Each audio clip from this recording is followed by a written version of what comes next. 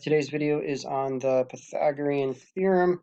Real quick, as you may know, the formula says that a leg squared a squared plus another leg squared b squared is going to be equal to the hypotenuse squared. This only works for right triangles, where C again stands for the hypotenuse, A and B are the two legs. Let's do one example where we're solving for hypotenuse and one example where we're solving for a leg. Here I'm going to label A, B, and C. In my right triangle, A squared is 4 squared plus 8 squared is going to equal my hypotenuse squared.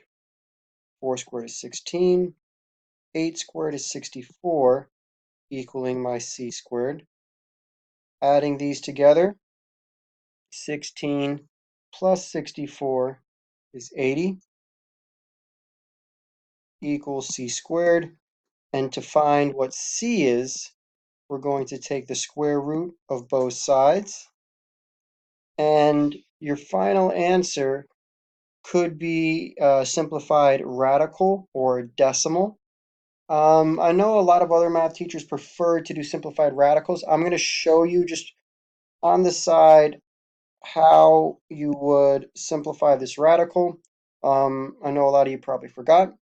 The square root of 80 can be broken down into 16 times 5. You're looking for the biggest perfect square that goes into that number. 16 is the biggest perfect square that goes into it evenly. So the square root of 16 times 5 can be simplified further into 4 times the square root of 5. Since the square root of 16 simplifies to 4, and you cannot simplify the square root of 5, you leave it as the square root of 5.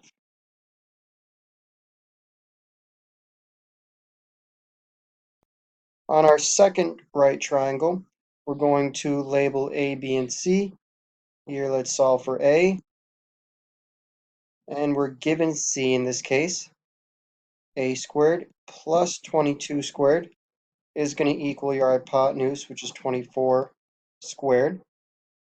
Simplifying 22 squared and 24 squared, we get 484. And then 24 times 24 is 576. Here we have to do something a little differently by subtracting 484 to the other side, and you get A squared to equal 92. And then solving for A, you take the square root. And the square root of 92 is not perfect. We have to simplify this radical. Think about the biggest perfect square that goes into 92, and that's surprisingly only 4. 92 gets broken down to 4 times 23, because that makes 92. And you can do the square root of 4, which is 2. The square root of 23 is not doable, so you leave it as the square root of 23, and that is your answer for A, for that missing leg on the right triangle. Let's do some review problems on the next page. This page, we're going to review our 6 trig functions: sine, cosine, tan, cosecant, secant, and cotangent. Looking at this triangle here, here's our missing theta, our missing angle. The sine of this theta is opposite over hypotenuse, A over C. The cosecant is the flipped, which is C over A. Cosine of theta in this situation is adjacent over hypotenuse. Secant is the flipped of cosine. And lastly, tangent is opposite over adjacent. Cotangent is the flipped, so we have B over A in this case. These 6 trig ratios you should already know. This should be a little bit of a review. What I want you to try is try number 9 and see from this triangle, can you find all 6 trig ratios? tougher example that I want to do together is number 10. In number 10, there is no triangle. We're only given the cosine of theta.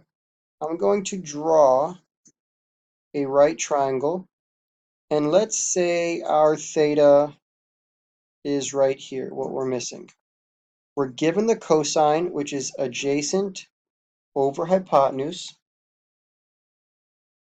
That means our adjacent is 2, and our hypotenuse is 3. The side we're missing is the opposite side. The way we solve for that opposite side is through the Pythagorean theorem. A squared plus b squared equals c squared. Here our a squared could be our missing side, x.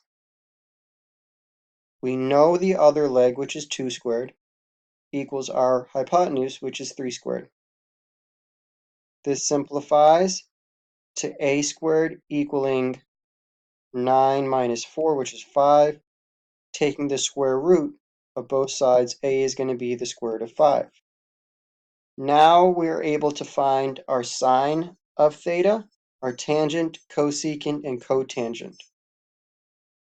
The sine is opposite, which now we know is the square root of 5, divided by hypotenuse. Cosecant is the reciprocal. Secant's the reciprocal of our cosine, which we already were given. Tangent is opposite over adjacent, and cotangent is the reciprocal of tan. Write what questions you have on finding your missing values of a triangle, and see everyone next time.